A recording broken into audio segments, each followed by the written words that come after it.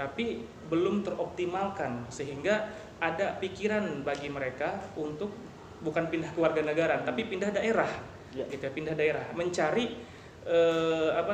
mencari eh, pemerintah yang kira-kira lebih bisa mengoptimalkan karya mereka. Nah, ini di sini saya punya gagasan bagaimana kalau seandainya kita yang berada di dewan ini membuat satu kebijakan bagi mereka-mereka yang berprestasi baik dari dunia olahraga, kesenian ataupun pendidikan, kita berikan fasilitas lebih. Contohnya misalnya untuk olahraga ini mereka yang sudah menjuarai kejuaraan Popda ya, atau kejurnas ya, atau misalnya setingkat level Jawa Barat atau nasional, kita berikan fasilitas penghargaan. Kita berikan misalnya dia bisa mendapatkan pekerjaan di daerahnya dengan bersaing dengan mereka-mereka yang berprestasi juga di dalam zonanya. Jadi ketika mereka mau melamar pekerjaan, mereka nggak susah. Nah, kalau seandainya dia sudah mendapatkan pekerjaan di daerah tersebut, di tempat dia tinggal, dia tidak perlu lagi meninggalkan hobi yang lamanya seperti olahraga gitu ya. Nah, jadi bisa simbiosis mutualisme. Dia Kalau bisa, Kang Najib melihat tantangan apa sih sebenarnya yang sedang dialami oleh anak-anak muda hari ini, dan apa yang kemudian yang tawaran solusi seperti yang harus dilakukan oleh mereka? Kalau menurut saya tantangan ya khususnya pribadi saya kan, saya yang merasa masih termasuk generasi muda itu. Bahwasannya bagaimana kita menyadari bahwa kita memahami tentang perkembangan ini yang semakin pesat, semakin maju, yang tadi dikatakan oleh Arobet tentang kesenjangan maupun tentang pengangguran yang begitu di masyarakat Subang ini begitu ya adalah banyak gitu kan. Bagaimana kita menyikapi dengan memberikan kontribusi terhadap apa yang kita bisa. Contohnya ya tadi sesuai bidang seperti yang bidang olahraga, mungkin dari budaya, pariwisata, keagamaan. Nah, hal-hal seperti itu yang perlu kita terus optimalkan, perlu kita dampingi. Nanti sebagaimana tugas kita di anggota DPRD mungkin salah satunya menyerap aspirasi yang ada di bawah. Sepertinya kita optimalkanlah sesuai bidang-bidangnya.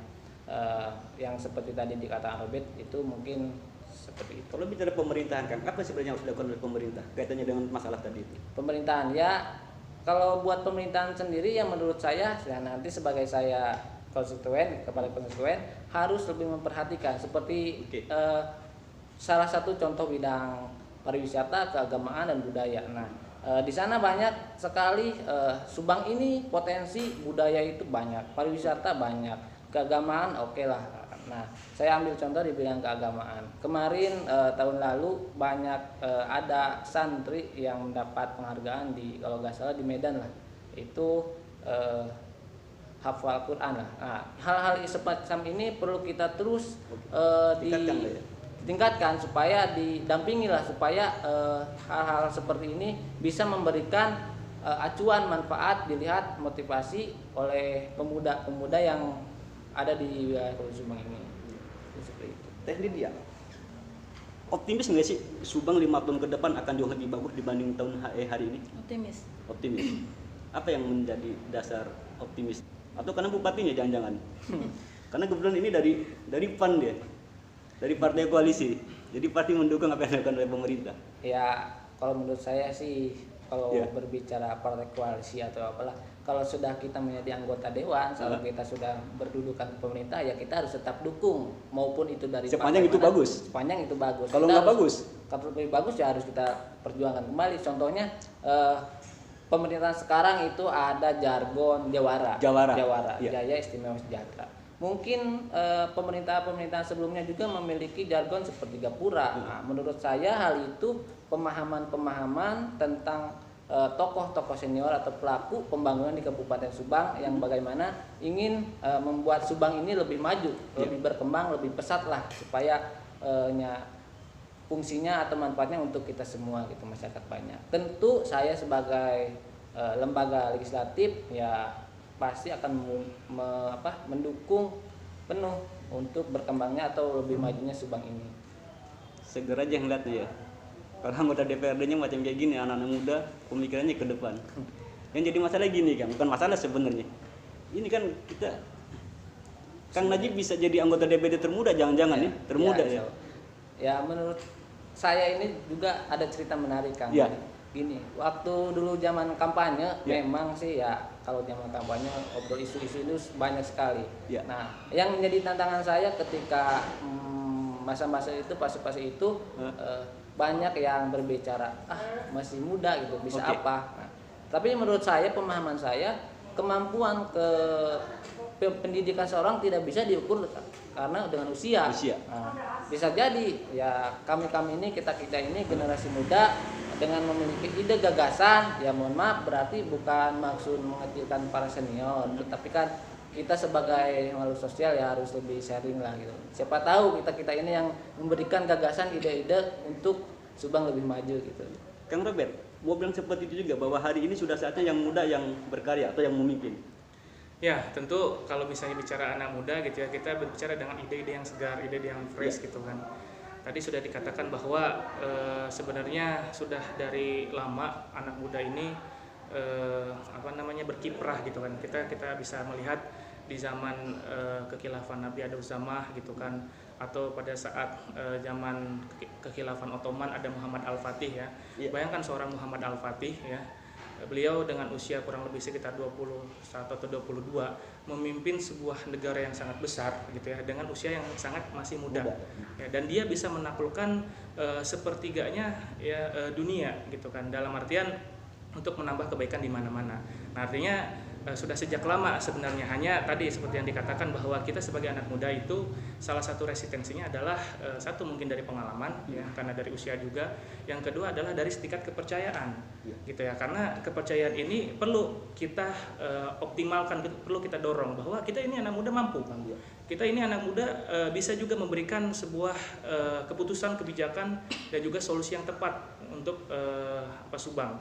Saya juga dulu sebelumnya tidak pernah terpikirkan untuk menjadi anggota dewan. Dulu pada saat kuliah yang saya pikirkan adalah bagaimana caranya saya sebagai pribadi sendiri bisa membawa Subang menjadi lebih baik.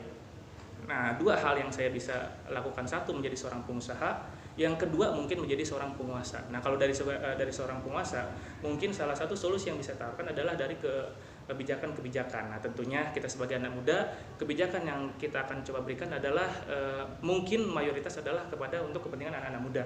Tapi tentu juga kita tidak mengabaikan kepentingan-kepentingan yang lain dari sisi yang orang tuanya ya, ataupun masyarakat pada umumnya. Jadi insya Allah kita yang hadir di sini, pemuda-pemuda yang ada di sini punya niat yang baik, punya niat yang bagus, punya gagasan yang beda gitu ya, dan tentunya tidak melupakan senior-senior kita ya. Jadi sama ibaratnya kita terus melaju gitu ya.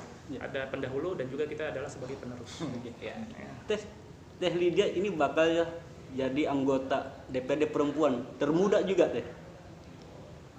Ada senior-senior Teh Lydia, mau yang perempuan mau yang laki-laki. Canggung nggak sih? Sebenarnya canggung juga sih. Canggung. Cuman kan mungkin kita harus bisa terbiasa gitu. Okay. Tiap hari kan kita pasti bertemu. Iya. Ya. Intinya beradaptasi lah. Kang gimana Kang cara beradaptasi dengan para senior-senior Akang? Sementara Akang sendiri, nah ini harus tahu nih. Yang namanya Najib ini masih mahasiswa loh. Semester 5. Saya nggak bisa pikir. Semester 7. Ya, semester 7. Kang, apa yang mau dilakuin Kang? Untuk beradaptasi biar lebih diterima lagi sama 26 orang lah ya yang lebih senior. Ya, tentu kalau secara saya pribadi kita jangan ya, kalau dari canggung sih ya canggung lah. Tetapi jangan sampai kita mempunyai pikiran minder, kita masih muda, kita apa sih kita. Nah, jangan hal-hal seperti itu menurut saya harus kita hilangkan.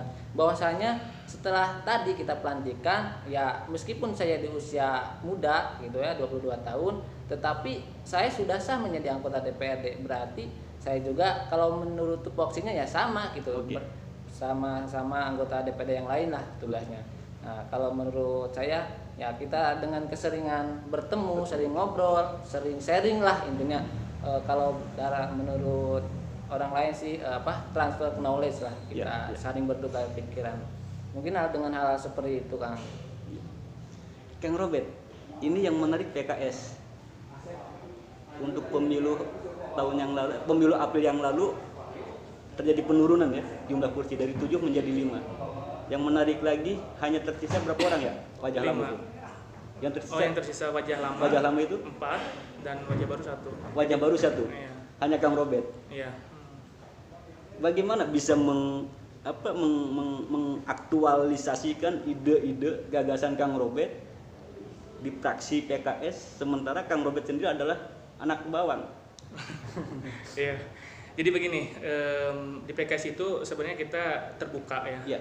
Saya masuk ke lingkungan PKS sebenarnya tidak hari-hari ini aja. Oke. Ya, sudah lama saya sudah mengikuti lingkungan PKS itu dari tahun 2011 gitu ya. Dan masuk ke sini tahun 2015. Artinya dengan para senior kita juga sering berkomunikasi. Artinya ketika sekarang saya berada di jajaran fraksi PKS gitu ya, insya Allah sudah tidak canggung lagi dan malah mereka merespon kita dengan baik. Ayo Kak Robert misalnya, Kak Robert kan muda gitu ya, apa nih gagasan apa yang kira-kira baik ya untuk masyarakat Subang yang bisa dihadirkan oleh fraksi PKS ini. Tadi berbicara soal fraksi PKS yang tadinya 5, dari 7 jadi 5 gitu ya. Kalau saya bisa filosofikan itu seperti anak panah gitu ya. Anak panah kalau misalnya kita belum kuat menariknya itu lemparannya tidak akan tepat ya. Tapi kalau kita tarik semakin ke belakang ya dengan bidikan yang tepat itu bisa jadi melesatnya kencang dan sesuai dengan arahannya. Ini mungkin PKS sekarang turun dari 7 menjadi 5. Tapi ini tadi menarik dulu sehingga tujuannya kita tercapai dari 5 mudah-mudahan periode depan jadi 10 periode. Nah, gitu ya. Oke. Sebelum mengakhiri ada satu pertanyaan juga buat teman-teman anggota DPRD. Di opini di masyarakat itu bahwa anggota DPRD selama ini kerjaannya satu sidang, yang kedua kunjungan kerja, yang ketiga reses. Pertanyaan saya, tugas melekat anggota DPRD itu apa sih?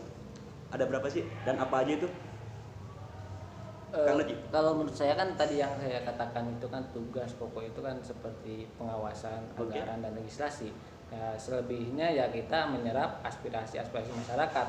Kita ya saya sendiri atau menyadari harus lebih sering turun kepada masyarakat karena saya bisa berada di sini, saya bisa meraih kursi ini ya karena berkat dukungan masyarakat yang memilih saya gitu.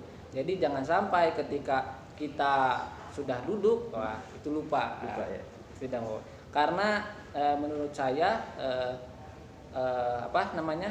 kepercayaan masyarakat itu penting sebagai legitimasi wakil rakyat kita nanti. Kalau misalkan kepercayaan itu pudar, ya yang saya takutkan juga legitimasi itu akan ikut pudar. Teh Lija, sudah tahu ada 3 fungsi anggota DPRD, peran, tugas, fungsi, dan pokok anggota DPRD. Apa aja Teh? Anggaran. Oke. Pengawasan. Oke. Legislasi. Sama registrasi. Oke. Kalau kata Kang Robert ada apa aja yang 3 itu? Ya, jadi kalau tugas pokok anggota dewan itu cuma ada 3 ya. Oke. Satu legislasi ya, yang kedua budgeting, yang ketiga controlling. Tapi kita juga tentu tidak hanya pada pokok 3 itu saja. Oke. Tadi sudah disampaikan oleh Kang Najib bahwa kita sebagai anggota dewan tentu kita punya konstituen di daerah kita masing-masing. Untuk menghasilkan satu aturan atau kebijakan yang tepat, kita perlu mendengar mereka. Nah, kita juga perlu keliling ke masing-masing daerah binaan kita, menanyakan kabar mereka dan juga menanyakan apa sih yang sebenarnya mereka butuhkan. Nah, selain itu tentu kita harus juga punya strategi. Luas wilayah yang kita sekarang bina itu tidak hanya 1 kecamatan, ada 4 kecamatan. Dengan waktu kita tadi ada kita juga harus kunjungan keluar, ada kita juga harus sidang. Tidak mungkin satu persatu kita datangi. Nah, salah satu strategi yang bisa saya buat adalah tadi kita membuka salah satu situs di media sosial gitu ya, yang dimana ini menjadi wadah aspirasi buat mereka. Jadi saya nanti akan membuka itu juga memberikan kabar saya kemana saja, melakukan apa saja, sehingga nanti muncullah aspirasi-aspirasi baru yang tentunya selain tadi kita kunjungan mendengarkan dari media sosial kayak gitu. Jadi kan sekarang kalau kata Pak Jokowi kan kita tidak perlu hadir, tapi yang penting aspirasinya bisa sampai kepada kita. Oke. Saya teringat kata-kata Bung Karno dengan beliau berkata seperti ini. Beri aku 1000 orang tua, niscaya akan ku rabut Semeru sampai ke akar-akarnya. Tetapi beri aku 10 pemuda, akan ku guncangan dunia. Nah, saya berharap dengan kita generasi muda ini dapat mengguncangkan Subang, dapat membawa perubahan yang lebih baik ke Subang. Dengan kita menghimati ide-ide gagasan kita, kemudian memikul ide gagasan kita dan membumikan, mengimplementasikan gagasan-gagasan kita untuk Subang lebih maju. Semoga seperti itu Kang Anas. Ya. Bicara anak muda tidak lepas dari bicara ide kreatif. Bicara anak muda tentu bicara masa depan. Tetapi apapun indahnya, apapun hebatnya ide dan kreatif, tanpa ada eksekusi semua akan menjadi sia-sia. Kita nantikan eksekusi mereka dalam waktu 5 tahun ke depan. Terima kasih sudah menyimak Ngobras untuk edisi di batas normal Dewan Milenial. Selamat bertemu di edisi-edisi berikutnya dengan narasumber yang berbeda dan tentu tema-tema yang berbeda. Jangan lupa subscribe Tinta Hijau.com. Terima kasih.